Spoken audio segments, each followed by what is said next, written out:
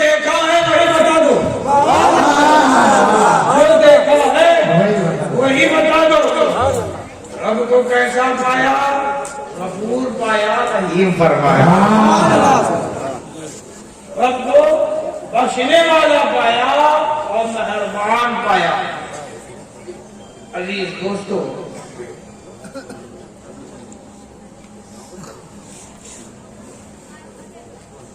بس مختصر میں اثر ہو جائے تو کیا کریں، تاکہ میرے بندوں کو اطمینان حاصل ہو جائے کہ یقیناً میرا رب بخشنے والا ہے، رحم فرمانے والا۔ اچھا،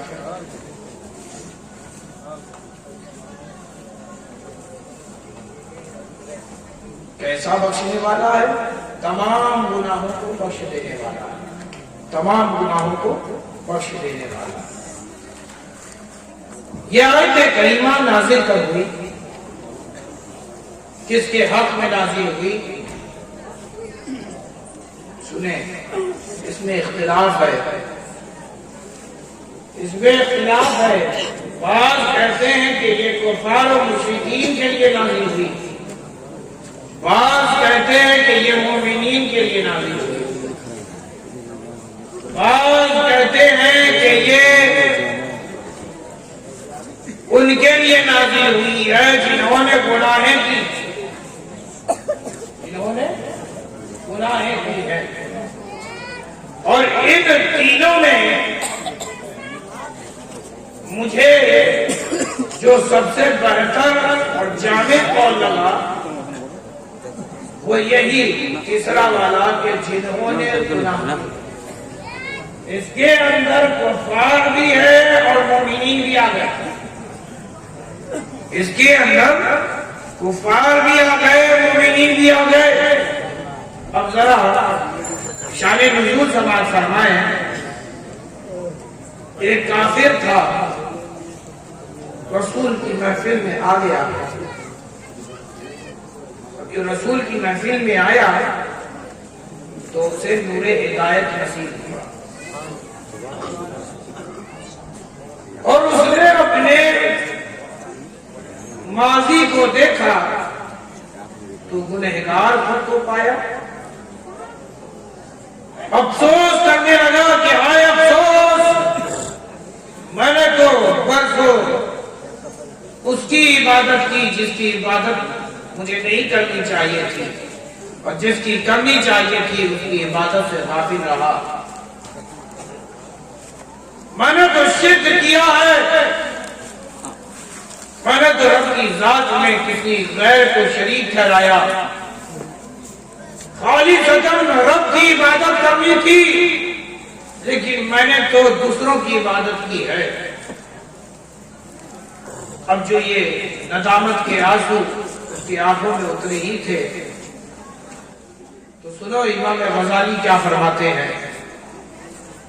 امام غزالی فرماتے ہیں کہ جب گنہگار گناہوں کا احساس کرتا ہے تو یہ شیطان جو انسانوں کا کھلا ہوا دشمن ہے، جب دیکھتا ہے کہ برسوں کی محنت شیطان کی برباد ہو رہی ہے، شیطان تو چاہتا ہی ہے کہ انسان کو آگ کا ایندھن بنا دیا جائے، جہنم کا ایندھن بنا دیا جائے۔ شیطان یہی چاہتا ہے، اس کی خوشی اس میں ہے کہ رب ان سے ناراض ہو جائے، شیطان کی خوشی اس میں ہے کہ تمہیں رب کی بارگاہ سے مردود کر دیا جائے۔ لیکن سنو، ادھر انسان نے احساس جرم کیا، ادھر شیطان نے اپنی پوری طاقت کے ساتھ تمہارے کانوں میں آ کر کے وسوسہ ڈالنا شروع کر دیا۔ وہ کہتا ہے سن سن اے انسان، دیکھ تو نے اپنی زندگی کیسے گزاری، دیکھ تو نے تو اس کی عبادت کی ہے جس کی عبادت کے لیے تجھے پیدا نہ کیا گیا تھا، دیکھ دیکھ تو نے تو رب کی ذات میں شریک ٹھہرایا ہے، دیکھ تو نے تو رب کی صفات میں غیر کو شریک ٹھہرایا ہے، تو مشرک ہے، تو کافر ہے۔ ارے اپنے ماضی کو دیکھ کہ تو نے کیا کیا کیا ہے، دیکھ تو نے قتل بھی کیا ہے، دیکھ تو نے اپنے نفس پر ظلم کیا ہے، کہ اس منہ سے اپنے رب سے معافی کا طلبگار بنتا ہے۔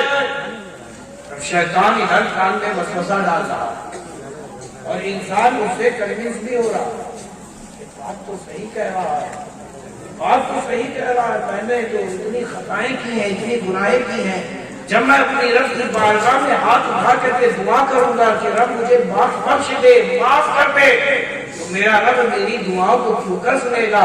جب میں نے اپنے رب کو اپنا دشمن بنا لیا، رب نے مجھے اپنا دشمن بنا لیا ہے، تو پھر اس دشمن کی مدد میرا رب کیوں کرے گا؟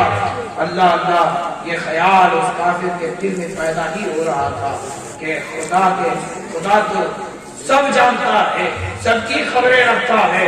حبیب پر وحی نازل فرمائی،